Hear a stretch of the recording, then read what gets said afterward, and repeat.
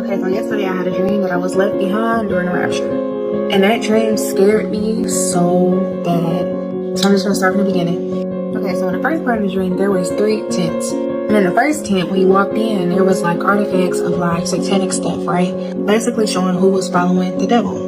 And in the second tent, it showed satanic stuff and it showed artifacts of Allah, basically the Muslim God.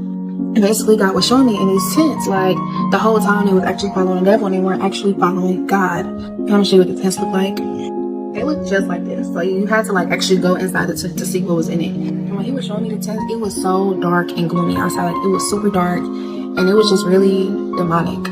I didn't get to see what was in the third tent, but let's fast forward to the other part of the dream. And this was like before the rapture, but it was like abandoned cars like everywhere. It just felt normal. Like I didn't think nothing of it. Okay, so in the next half, I hear one trumpet, and it was just like long. It was long. It lasted for like 5-10 seconds. And then I ran home, and I was like, oh my goodness, like Jesus is coming back, like thank God.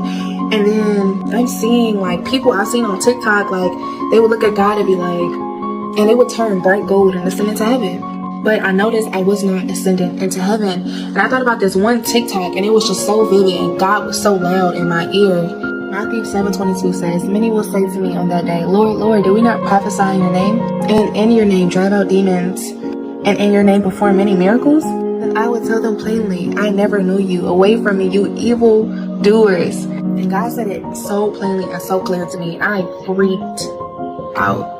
I'm thinking about the real world right now. Like the Antichrist is not come, the mark of the beast is still not here yet. I was like, God, it's too early. Like I thought I had time. But in the dream, I'm literally pulling my hair like, no, like this cannot be. Like I'm screaming like, no, like why am I here? Like God forgive me. But as I'm in the church, I hear people outside shooting. Like they had automatic weapons. It was chaos. It was going crazy outside. And I was convinced, like, okay, if I die right now, like I'm going to go to hell. Like the only way I can make it to heaven is if I get beheaded, right? And in that moment, I was just like, I'm gonna be here for 7 years. And it was just like hell on earth.